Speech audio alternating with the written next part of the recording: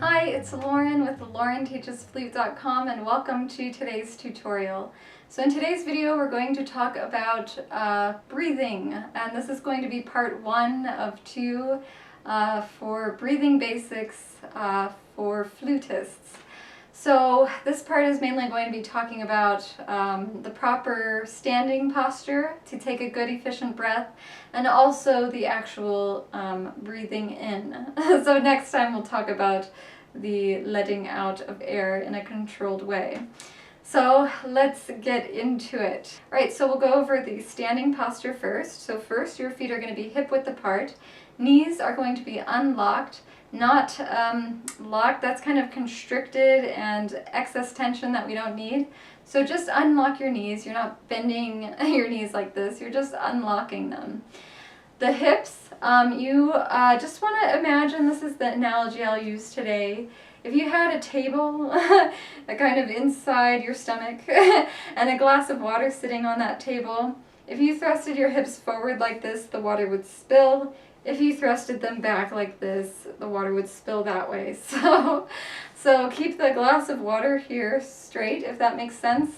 So that's the analogy I'll use for positioning this this area. And then the chest is really open, expanded, and this is a big resonance chamber for the flute. So yeah, one thing you can experiment with is playing like this versus playing like this. I think you'll find your sound is a lot better. So we want to keep the ribs, the rib cage expanded for as often as possible when we're playing the flute. The spine tall and all that good stuff. So shoulders not tense or anything, just everything's feels really good, feels really natural and balanced. So this is the posture to start with. Find this posture anytime before you breathe. This is going to give you the most efficient breath if you just have a nice, balanced, healthy approach to your standing. Also, standing up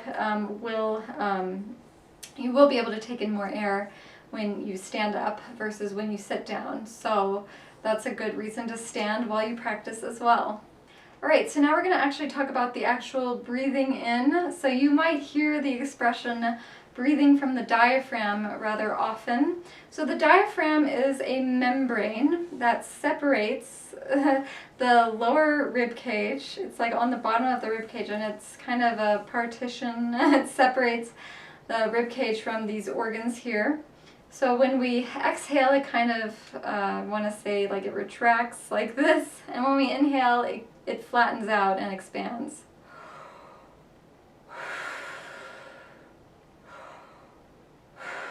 So that's kind of what the diaphragm is. So I feel like when you hear the term breathe from the diaphragm, it's kind of like saying make sure you're feeling the ab muscles expand when you inhale. That's kind of it. So make sure your ab muscles, abdominal wall, I should say, expands as you inhale. So that's what we want to kind of work to do today. So a lot of beginners, when they start to work on their breathing, to take a deep breath, they might have a very chesty breath like this. And they're really only filling up from here up, but we want to fill up from here up. Another thing beginners do is they kind of might have a more shallow breath. They just might fill up from here. So really, it's pretty much the same thing. Even when they take a bigger breath, it's still rather shallow. So we're gonna go for that really deep, low breath today. All right, so to begin, we'll talk about something I've mentioned a few times before. It's breathing from the bottom up, so you'll fill your stomach and fill your lungs, right?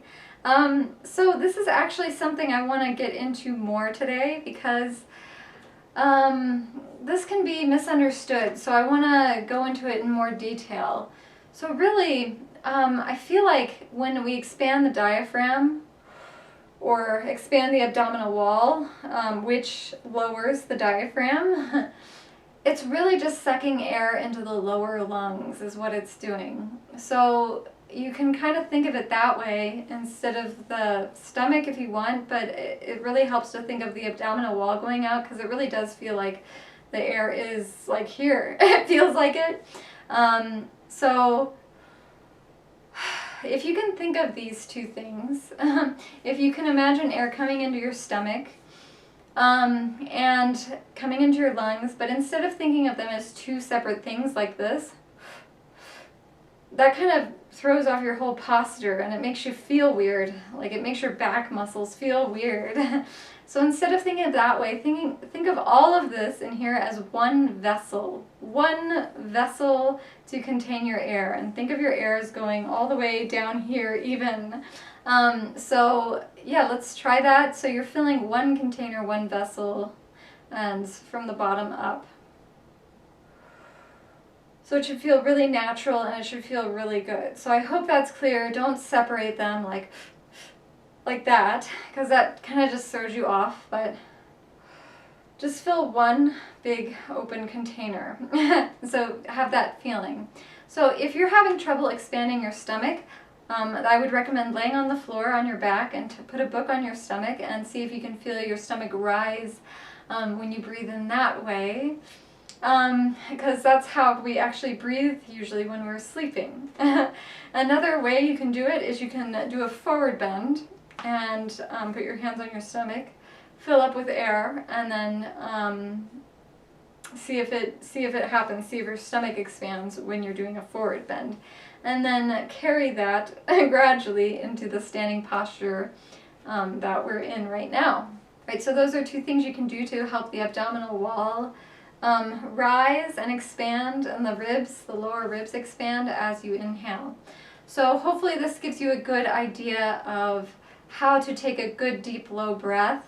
But just for fun, I'm going to give you some points of reference, and I'm going to show you 4 exercises that you can do to take a good breath. So let's go over the first 2. So the first one is something I learned. It was a clinician who taught a lot of my flute students in a flute sectional 1 year.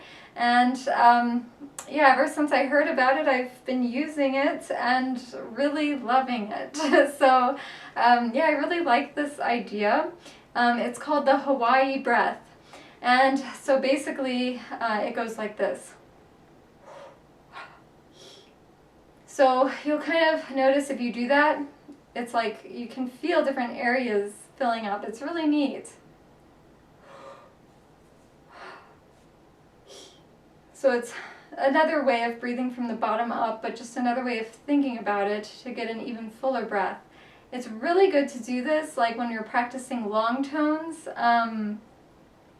You just really have to stop and do the 3 different vowel shapes in your mouth and then proceed. I had a teacher in college, Marian Gadigan, she would always say, "You are what you breathe."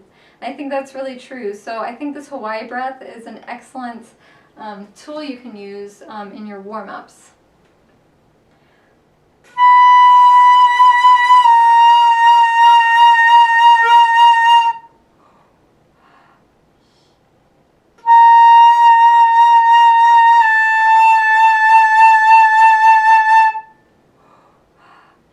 And so on. And make sure all the while you're taking these deep low breaths, be aware of your shoulders and make sure they're staying really relaxed and in a really nice, comfortable position. The second way to take a breath when you're practicing really full low breath is the finger breath. So I'll show you this right now. So you'll put your you'll use your knuckles. So I'll take this knuckle and I'll make like an O kind of shape in my lips, and I'll do the finger breath. So it should sound like a tear, or like you're ripping some paper in half or something. A lot of times when beginners start the finger breath, it might sound like, or it might almost just be a normal breath. So the more you can enclose your lip opening with your knuckle, the more resistance you'll get and the more air you'll actually breathe in. The resistance kind of makes you breathe in more air than you would have if it wasn't there. So that's another excellent tool you can use as a point of reference to see if you can make that happen without the finger breath. So these next two can actually be used in a performance, and yeah, when you're playing a piece of music, depending on how long you're resting in between playing. So this number 3 will be to relax, to inhale. So if you really exhale out all your air, like quickly, so I'll do it right now, you'll end up with something like this. So you'll pause, and then you'll just relax. And it automatically become a vacuum, and you take a really good, deep, expansive inhalation. So that's something I really like. It helps fill you kind of up from the bottom up, like we're talking about, with a really low, deep breath. It's almost automatic when you do it that way. And then the 4th one is basically the kind of breath you want to do pretty much by default. It's commonly referred to as the Darth Vader breath. So when you breathe, you definitely want to drop your jaw and open your throat. This goes for any time you breathe. And I guess, you know, the reason it's called the Darth Vader breath is because you can kind of go like, you know, you can really make these low sounds. So that's that. So that's something you would want to use, I would say by default. When in doubt, just take a deep, low breath. You know, it's nothing crazy. You know, there are ways to take even fuller breaths for really long phrases, but those aren't actually that's not actually going to give you the best sound. So there's pros and cons to different ways of taking in air, but I'm just sharing with you the most basic ways. So the Darth Vader breath you can use just in playing music.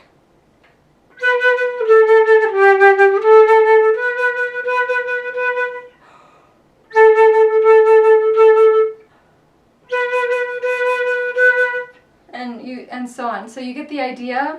So you can do that. Something I notice, 2 pitfalls, I'm going to just say this one more time, is like make sure you're not raising your shoulders when you're taking these deep, low breaths. And the other thing I'll say is, a lot of times, sometimes I'll be talking to a student about breathing, and they'll try to take a deep breath and they'll go like this. So they'll keep their flute embouchure set while they're breathing. And so this is another thing I want to kind of throw out there as like a caution. Make sure you're not falling into this category. Make sure you open your mouth. You have to open your mouth so that you can take in a more efficient breath. You have to also open your throat and make that low kind of Darth Vader sound. So that way you know you have an open throat and nothing's constricted, and it can be the most efficient. So those are some tips on how to take a good deep inhalation. Another thing I didn't mention is, you know, we talked about breathing only from the bottom up, but you can also feel your lower ribs and breathe in that way. And see, you know, your thumbs can kind of touch your back and see that you're actually filling up the back with air as well. When you're filling up and expanding the abdominal wall, you can feel all these areas kind of fill up as well. And so you can kind of gain some awareness about that and make sure it all feels good and that you're getting a good quality and deep low breath. Alright, so that's it for today's video. Please give this video a thumbs up if you liked it, and subscribe below for more tutorials. Stay tuned for next time, where we will talk about exhaling the air in a controlled, healthy way, and hopefully play notes longer on the flute, especially if you're just starting out as a beginner and are looking to do that more efficiently and correctly. So thank you for watching this video, and I will see you next time. Alright, bye.